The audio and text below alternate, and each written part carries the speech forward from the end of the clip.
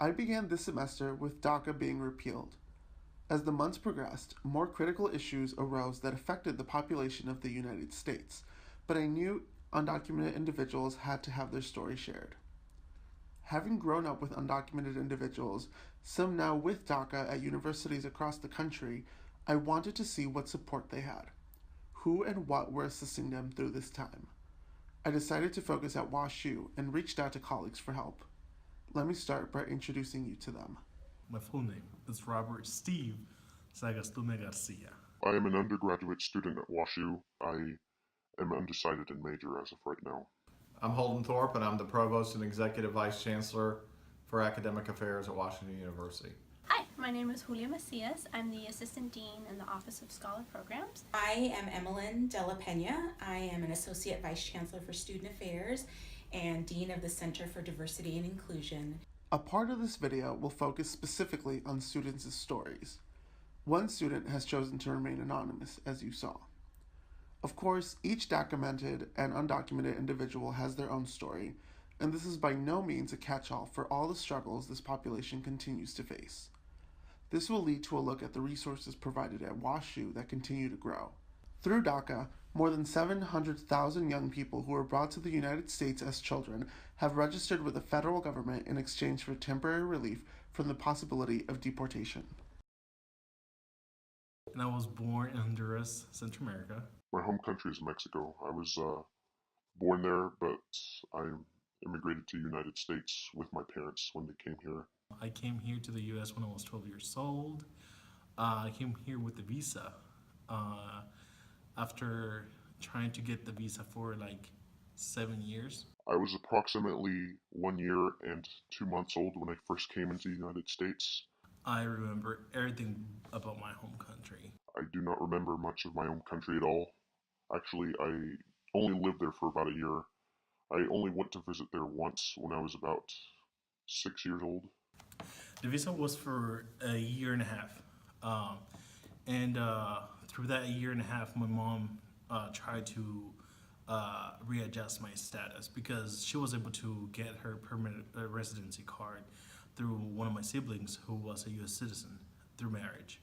So the paperwork that she submitted, everything was going good, except that 9/11 happened. And then once 9/11 happened, a lot of the immigration laws and policies changed. And then I fell through the cracks through that and became undocumented. Growing up, I wasn't really much aware of my situation. I think one of the first instances that I came to realize that I was different from the rest was when my mom kept telling me about, just about my status. When I was old enough to understand that things were different for us, my family and their situation, and she told me not to reveal to anyone of where I'm from, and to hide, to hide the fact as much as possible of how I came into this country. And I mean, it slowly came to grow on me that, I definitely wasn't here legally. And, once I could grasp the concept, I soon came to realize that. And that, I mean, it slowly happened, but I think the process started about when I was in elementary school around third, fourth grade. And then slowly then on, I started figuring out, that things weren't as easy as they were for us, and just because we were undocumented. DACA has created a lot of revenue for the United States. Taking out DACA would remove all the benefits or the contributions that all these dreamers, immigrant students, and not even students, most of them are already graduated from grad school or undergrad.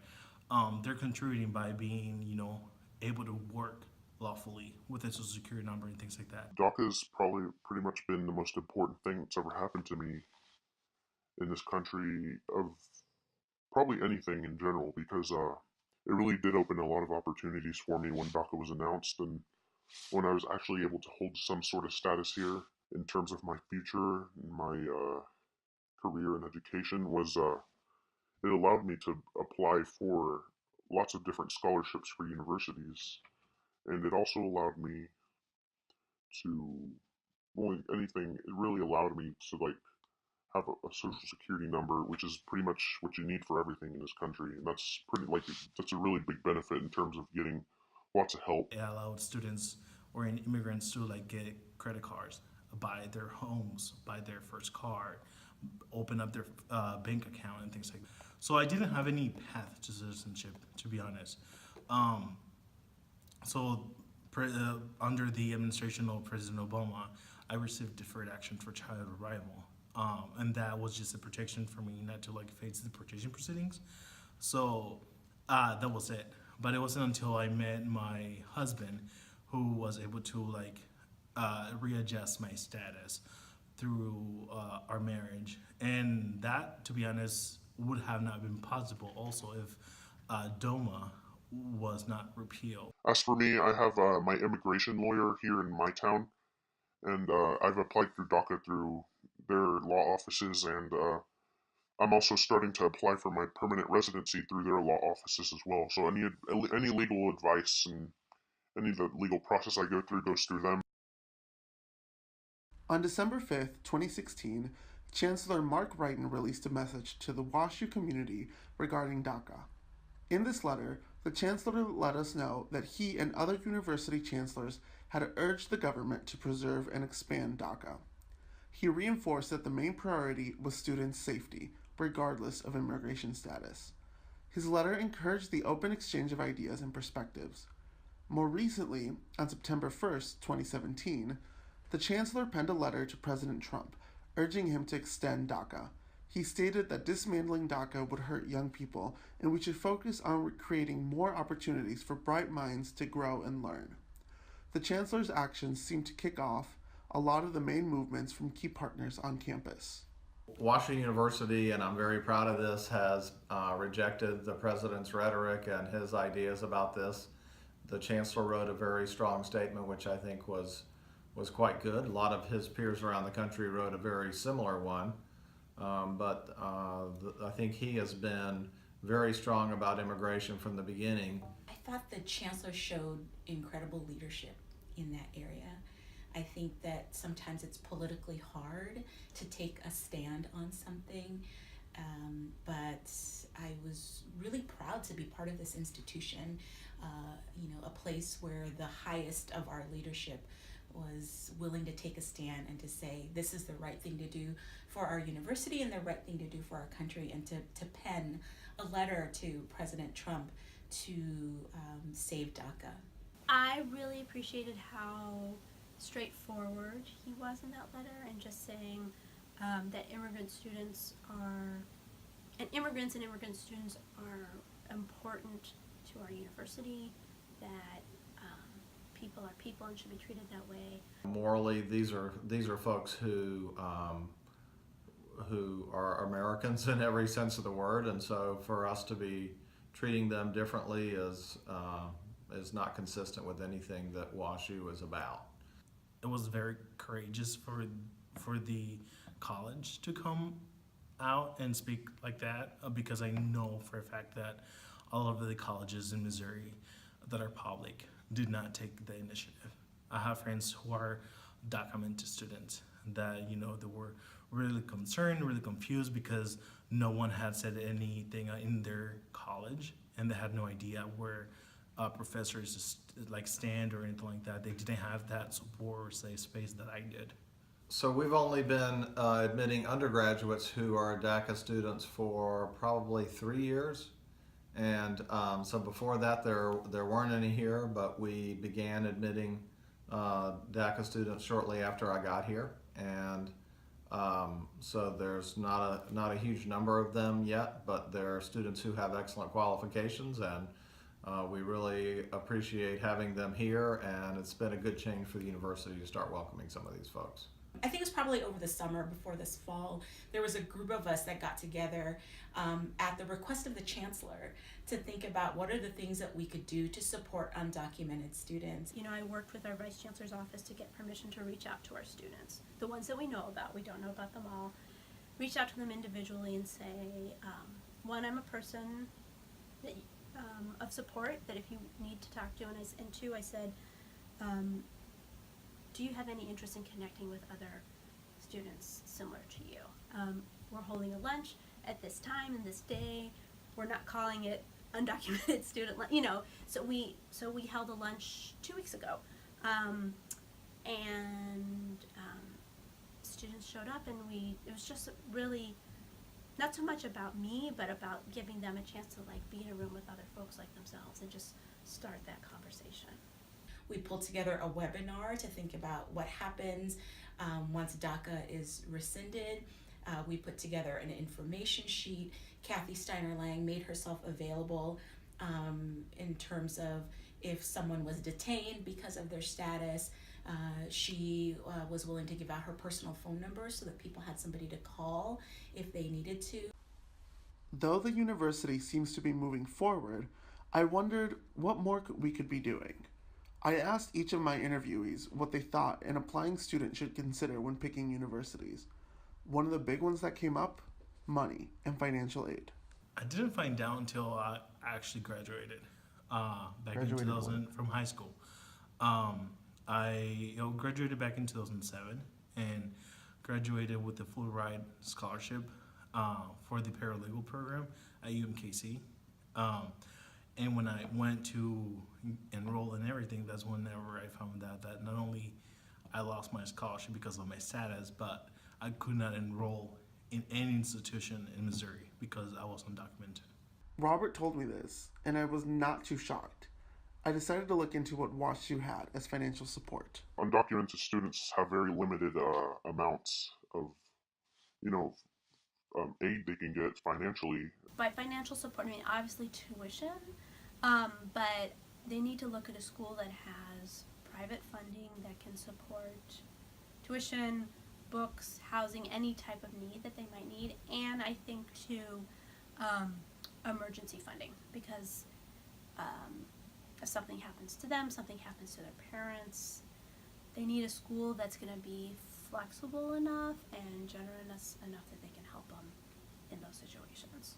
So you might be looking at price tags of universities, but one university might be able to give you financial aid and another one might be restricted from giving you financial aid. So it's important to think about how will this institution support me financially or give me some kind of aid to attend this institution if I need it. You are completely ineligible for any federal aid. So when we talk about Pell grants, we talk about Stafford loans, all these things that most students apply for from the government, you have zero access to. So you have to either be at a private institution that's using non-government money, or be lucky enough to be in a state that has, for example, Illinois has, if you graduate from high school in Illinois and you're undocumented, you can go to school as an in-state student. You still might not qualify for aid, but you're not paying it out of state. Whereas in Missouri, you have to pay out-of-state tuition, and you have no access to normal financial aid. So it's got to be a place that has private funding. For a school like ours, there should be no difference in the financial aid process. If these are students who have a high degree of need, then they would go into our financial aid program just like any other student who needs financial aid. Every person is treated on a case-by-case basis, and that we would take a look at every person's need just like we would any other person's need in terms of their financial aid package. So we are able to give financial aid to undocumented students. I think that the challenge is thinking about what kind of aid we can give to undocumented students. While we have a budding support network, I began to wonder what other supports are necessary and critical for the success of our undocumented and documented population. I think it's all about the little stuff. Again, it's that supportive group of people that can be your network if something does happen, so that in difficult situations there's support that will allow you to stay a student. Because I think, this isn't just undocumented students, but in general it's hard sometimes in, low income, all these obstacles to finishing college, and you throw in status of yourself or your parents, and it makes it that much more difficult. How can we have a dedicated phone number or 800 number that someone can call in the event that they are detained because of their status? And we started to think about that when the ban on some of the countries happened, what would happen if one of our students got detained somewhere. And that was at the request of a coalition of students that was made up of both students from some of the Muslim identified countries as part of the ban, and also undocumented students. Ideally, you'd have a group of folks, other students, or supportive, peer group. I think that's hard to find, but I also think having a peer support that you can just talk about these things is also really important. One of the things that Kathy Steiner-Lang at OISS has been discussing with me and has brought up to the leadership of student affairs is providing a way for our undocumented students to have a study away experience. So study abroad is difficult, especially now that folks are worried about, even if they have advanced parole, leaving the country and not being able to come back. So she's trying to figure out a way that we can provide some kind of cultural immersion experience that is domestic, but that still has a significant learning component to it that exposes you to a feeling of studying away from Washington University. So that's certainly something that I hope that we can get off the ground. So they said, we would love a newsletter that we could just look and find out stuff without having to out ourselves, or on this website, we would love to have people's stories, so we could share stories, but again, you can sort of do it anonymously, so there's no sort of safety issues, but still a way to connect. Most importantly, getting folks who haven't really thought about these issues very much to think about them, because most of the microaggressions and things that happen are not because of malicious intent. They're because lots of folks haven't taken the time and effort that they need to learn about these issues, and because we haven't done a good enough job of explaining it. And so, getting more people on board with understanding the issues that relate to all this, that's really probably the most important thing. We can talk about self-care, and we can continue talking about probably helping them to minimize trauma and things like that, but just by knowing that your life can change just by being pulled over at a stoplight or anything like that, that doesn't change anything. There needs to be a real solution.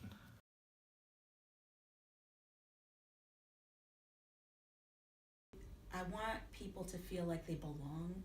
I want people to feel safe where they live and where they go to school, and to know that there are people here who are invested in taking away the barriers for your success. It really is comforting to know that there's other students or other people that understand your background, where you come from, your roots, and something you can definitely connect with somebody. So I think that's specifically for a non-documented student, that community is a very important aspect.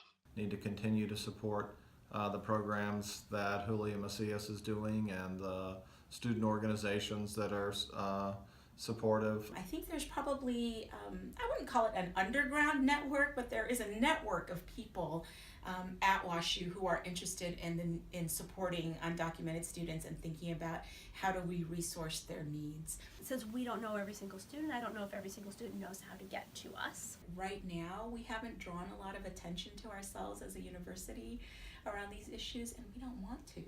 Right? We want to be able to support our students, but we don't want the outside looking in and saying, hey, what are you all doing over there? Because I think that's the safest thing for us to do for our students.